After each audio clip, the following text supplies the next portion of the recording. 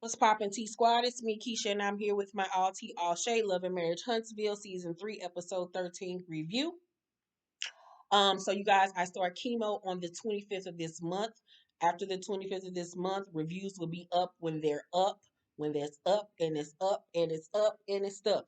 I'm gonna try to continue this film as much as possible. So if a review is not up on the same night or the next day after an episode, understand that it'll be up eventually at some point. So just bear with me. Of course, I'm going through something very, traumatic, so you all get it. We are already a family. We already know the vibes.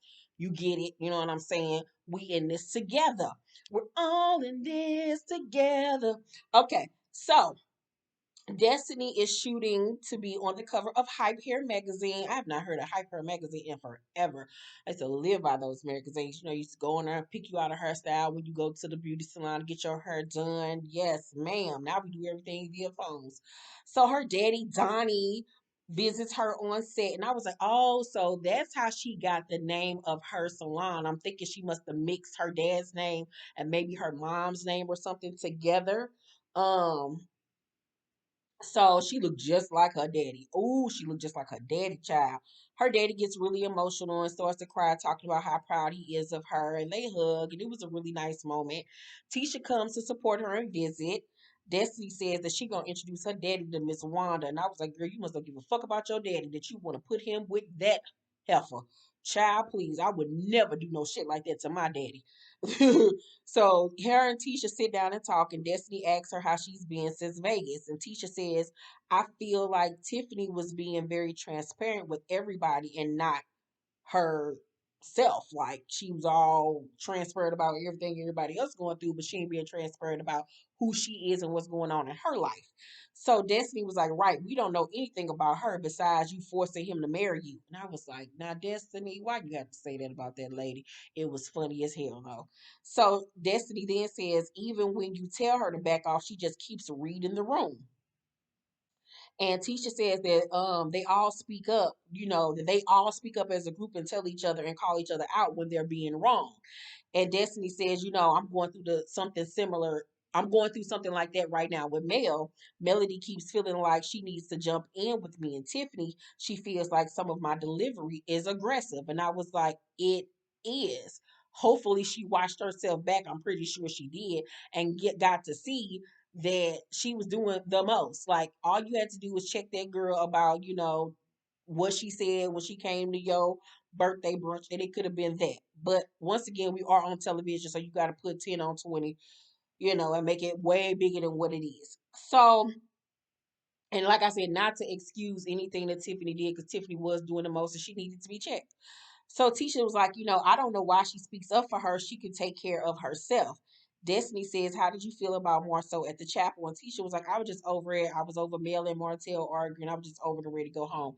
But you was more than over it. Your feelings was hurt. This is what I wish we got more of with Tisha. For her to just be transparent, the word of the night, and just be like, it really hurt my feelings. It bothered me that he did not want to do it, that he was so adamant about not doing it. I went through so much trouble to do this for us, and it really bothered me and it really hurt my feelings. And it's obvious that it's something that we need to address. I wish she would be more open to saying exactly how it is instead of once again always defending and protecting his fuck boy ass behavior.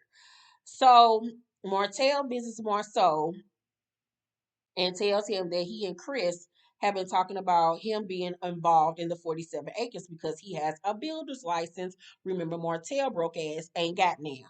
So he tells Marceau that he invited Chris. Marceau did not know Chris was coming to said meeting. Um, so Martell tells Marceau that Chris went to Mel first about helping with the 47 acres. And Marceau was like, would you be willing to work with Mel on it? Like that's a like, why wouldn't you go to Mel instead of coming to me? Even he was like, the fuck? And Martell was like, I mean, yeah, we're still family. At the end of the day, we're still family. Like, boy, you don't treat family the way you treat her. Cause child, if my family treated me like that, bitch, I would uh What's that shit? Emancipate my damn self. Fuck that. You are a shitty family member. So Marceau in his confession was like, that sounds good, this whole we're family shit. Like, boy, did you not remember what just happened in Vegas?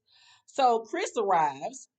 Um, and Marceau says to Chris, how do you feel about Mel and Martell's current divorce and ability to work with each other? Chris says, there hasn't been any guarantee that Mel is going to build houses there. They're adults and we're talking about business. And I was like, yeah, they are adults. Very adult on paper.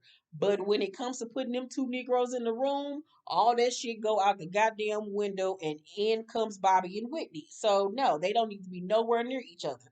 So Destiny heads to the bar in a cute look, kind of like kimono esque dress that was backless and tied up in the back. It was very sexy, very sexified, to meet up with Tiffany. I don't know why she wore that dress for Tiffany. Maybe she was going somewhere after, because I was like, don't be giving that to Tiffany unless Tiffany's something you want.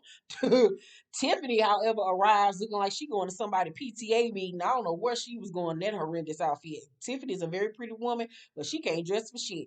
She looked like she dressed like she shop at Sears Roebuck, child. I'm like, girl, where are you going in this hideous ass outfit? So Tiffany said that she had to think about coming, honey. Cause things between her and Destiny, they start off good and then they end up bad. So at this point, it's already starting off on the wrong foot because Destiny got to doing that eye, like who this bitch talking to. So Tiffany, no, I'm sorry. So Destiny was like, you do have a smart mouth, right? Like, you do, and so do I. Tiffany was like, I don't think I have a smart mouth. Girl, if you ain't got a smart mouth, I ain't got a mole on my cheek. Girl, get out of here. So, Destiny says, I got up and walked away and you were still poking the bear. Tiffany's like, let me challenge you to think about that different. You were once the new girl, so put yourself in my shoes. Destiny says, I'll put myself directly in your pink pumps. Baby, when she said that, I hollered because the cameraman panned down to Tiffany's feet. Tiffany get the flex in her foot like, is this bitch talking about my pink pumps? I thought these Nine West pumps was cute, girl. Don't be doing my Nine West. Because she dressed like an old lady child. So Destiny was like, I didn't come with any tea about anybody's husband, so I can't be in your shoes in that sense. Tiffany says, and everyone loved you, and everyone, you just fit right in, okay? You just fit right in the beginning. And so Destiny was like, as far as being perfect, that would be a no. Tiffany says, I guess I'm always being misunderstood. And Destiny says, I am too. What is your dirt? Like, let's get into your tea, ma'am. So Tiffany was like, from the beginning of my life, I wasn't born Tiffany. And they left it there on the teaser trailer for last week's episode. I'm like, damn well this woman ain't about to come out and say she was born no man, no shit like that. I was like, y'all so goddamn messy. But at the same token, while Destiny sitting up here saying, what's your dirt? Nigga, what's your dirt? We don't know nothing about you. We just finally learned something about your ass tonight. We don't know nothing about you, Destiny. Only thing I know about Destiny is that she got a baby. She got a beauty supply store that we ain't seen nothing about her, nothing about. We ain't seen no customers in that motherfucker. Um, we know that she's newly divorced. We saw her chicken husband like maybe 3 times together last season. We don't know what led up to divorce, why they got a divorce. We first finally seeing her daddy at damn near the end of this damn season. We don't know nothing about her. Now we learned something about her that I'll divulge in a second. But other than that, we don't really know nothing about Destiny except she quick to pop off. That's the only thing that I know about Destiny. Most of the time she be dressed cute and her hair be cute and her makeup be on point. Other than that, I don't know nothing about that child. So Tiffany goes on to say my birth name was Jamie Lynn Payne. And I was like, girl, you want me to believe that your name was Jamie Lynn? You Jamie Lynn Spears? Britney Spears' little sister? Okay, ma'am. So she was like, and I was given up for adoption because I was biracial. My biological mom kept her 4 Caucasian children in Alabama, and I didn't know growing up that I was adopted. So yeah, that's a lot to take in. You know what I'm saying? She didn't even know she was biracial when she was growing up. She didn't even know she was adopted. She didn't know nothing about who she is, her identity, and I think that's the worst thing that you could do to a person is not tell them, who they are as they're growing up so they can have a full a full outlook on their identity. You know what I'm saying? So Destiny was like, I was actually in foster care and group homes growing up because my mom has a drug addiction. So I know what that's like. So I was like, wow, we're finally learning more about Destiny. The fact that that's why her mama isn't around because she's on drugs. Divulge more in that. That says a lot about why she was with a man like LeBrick. You know what I'm saying? Like, girl. So Tiffany was like, I struggled in my teen years to find the connectivity with who I am. I looked around my family to find somebody that was just like me. My neighbor knew I struggled with that, and around the age of 19, told me I was adopted, which was some fire fucked up shit. Because I would have whooped your ass if you told my goddamn child about her being adopted, knowing damn well we didn't tell her first. If I was the mama, I would have walked next door and boom bop that bitch. You don't do no shit like that. So she says that her mom confided in the neighbor. That's how the neighbor knew. She was like, I got pregnant, which was a lot to handle. I just found out that I was adopted, and my son is about to be my own biological relative. I don't know anyone else. My son's father and I broke up, and I got with my high school sweetheart who recently passed away. So Destiny's like, damn, this bitch done went through a lot. Destiny in her confession was like, I definitely feel something for Tiffany. It was like, I feel a little something, not a lot, but it was something. I was like, damn, Tiffany, you cold hearted. I mean, Destiny. So Tiffany's like, I really am sorry. Like, she gave her a genuine apology. Destiny accepts her apology and says, my love language is respect. I apologize for what I said because it was wrong. So they both have apologized sincerely. Tiffany, pink confessional look was atrocious. That pink eyeshadow, them thin ass eyebrows, that pale pink lip, the pink outfit. Like, why is your makeup matching your dress, ma'am? It's too damn much. Please, if you are asked back next season, we need to get Tiffany a hairdresser because I'm tired of that Howard Hewitt curl of hers. We need to get her a makeup artist that know how to do makeup because it seems like she letting her one of her stepkids play in her face. We need to get her a stylist, ma'am, for her and hey, because they both are country as hell. They look a mess. So Tiffany invites her to her anniversary party and Destiny accepts. And I'm loving the fact that they finally have come to some kind of common ground. And Mel was right. She told them that y'all got more in common than not. Same thing with Destiny and Kimmy. She told them y'all are more alike than you think not. And now her and Kimmy are cool. So sometimes Destiny needs to stop coming in hot. You know what I'm saying? And chill the fuck out. So Mel and her curves, because she was serving body yada yada yada yada yada yada yada yada yada yada yada yada yada yada, and her little white bandage dress goes to visit Chris at his office to talk about the 47 acres. Now I must say, Mel body looked great in that bandage dress, but that wig was a hell to the no. Them edges was a funkified mess. So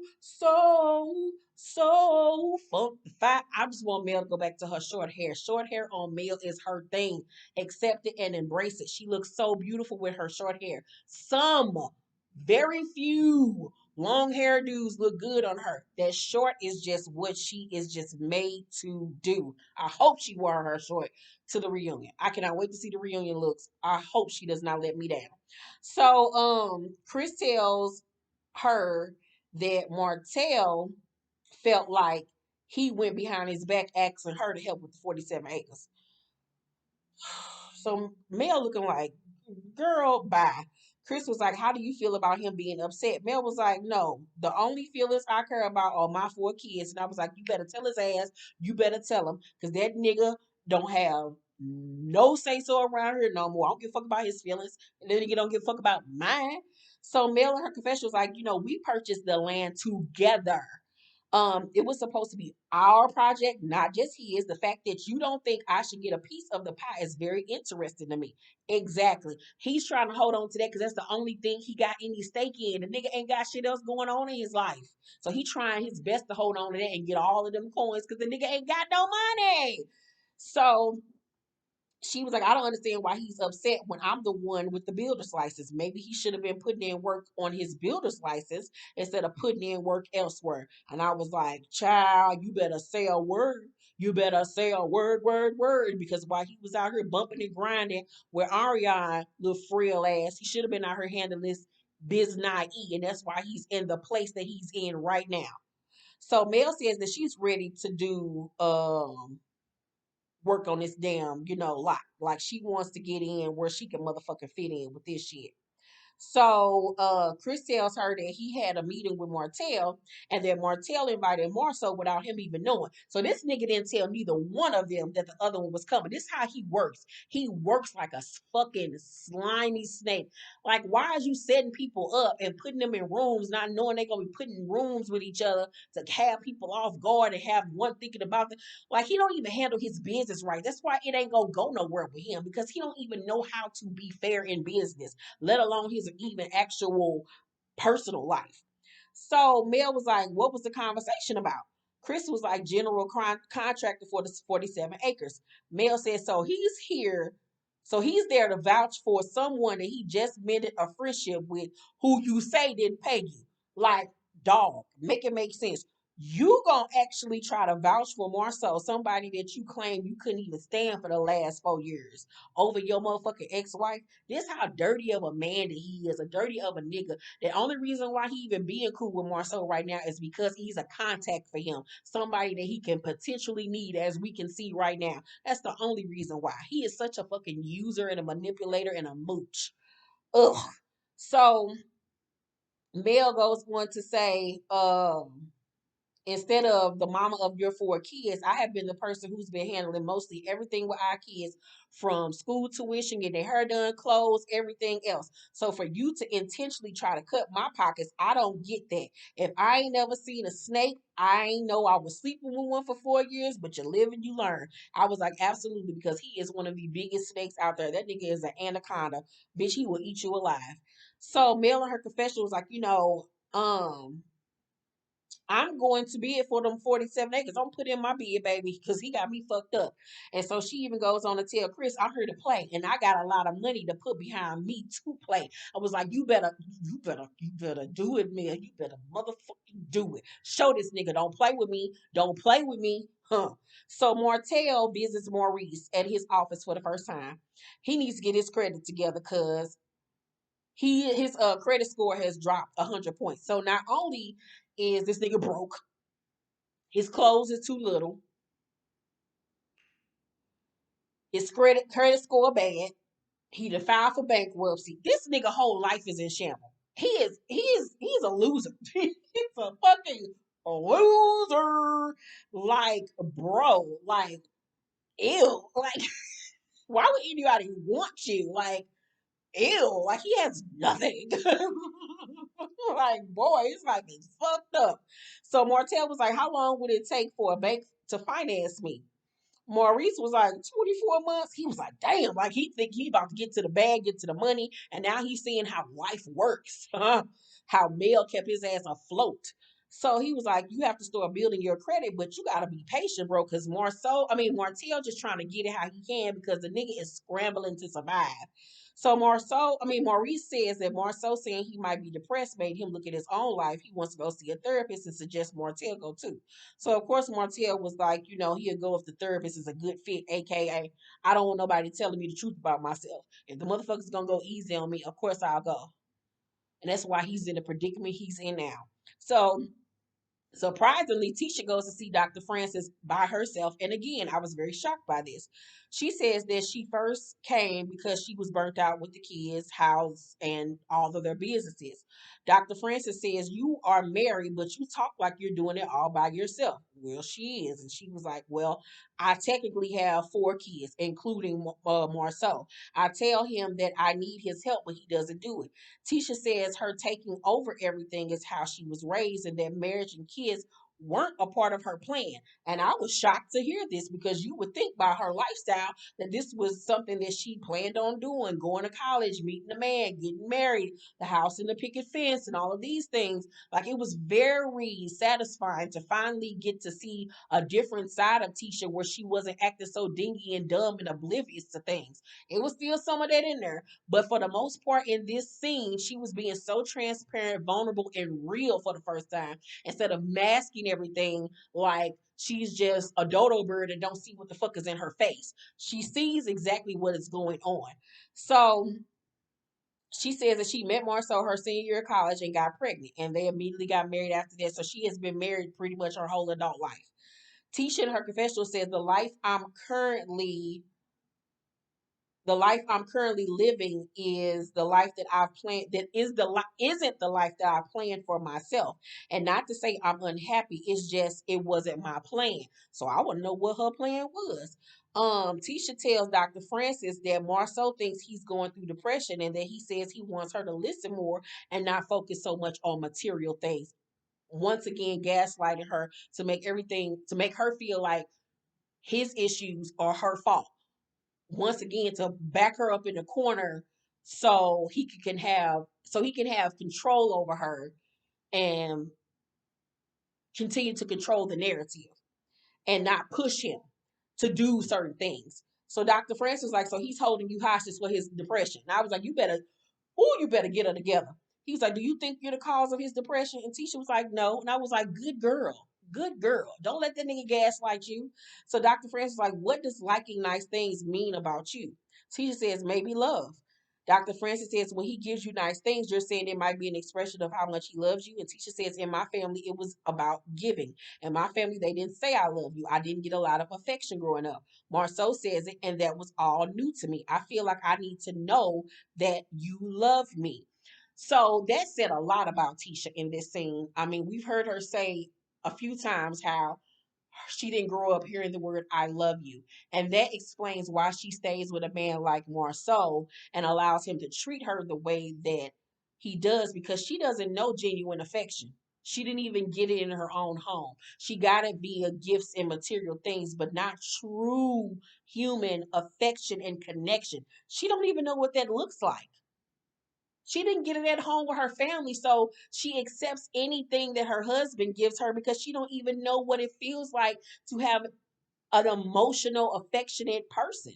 You know what I'm saying? And him telling her he loved her probably was a big shock, but do you even know what real love looks like and feels like? No. That's why she's with a man like Marceau, because she don't know what love is. She don't know. So that's why she's so needy and needing him to say it all the time, because she don't know what it feels like. Because if she knew what real, true, genuine love felt like, she would not be with Marceau, because that ain't real love the way that man treats her. So Dr. Francis, like, that's not with him, that's more so with you. So Tisha in her confession, like, my mom told me she didn't get it from her mom. So this is a cycle. And prayfully, she not pouring this shit down to her own daughter. So Dr. Francis said, how did your mom express it? And Tisha's like, she always gave us things. Dr. Francis says, and how do you? And Tisha's like, I'm a giver, just like her mama. And I like spending quality time. So that goes into reassurance. Tisha tells him about the vow renewal fiasco and how he didn't want to do it and that he felt like doing it in Vegas was a joke. No, that ain't the reason why he didn't want to do that vow renewal. He didn't want to do it because he want his other bitch at home to see him on national television confessing his love to his wife when he been telling her, I don't love her. I'm just with her for the kids. I'm with her for the show. You know I love you. You know I want to be with you. That's why that nigga didn't want to do the motherfucking vow renewal on goddamn television. Marceau ain't fooling nobody over here. Not a damn person. Not I. So uh she says that she was disappointed, which we all know. We saw it over her face. She was more than disappointed. She was humiliated. Dr. Francis said, did you tell him? She was like, no. And that's the problem. That's the problem. So Tisha, her confession was like, given all the rumors, it would be nice for your spouse to show his love and affection for you in public. And that's why she wanted him to do the vow renewal on television, because she wanted to see if he would do it, to see if the rumors and stuff that she has been seeing on the blogs and on comment sections and on Twitter is true, that he's cheating on her.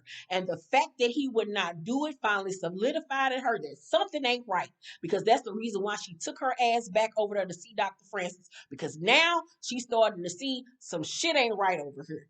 It's something to what these people are saying about my husband.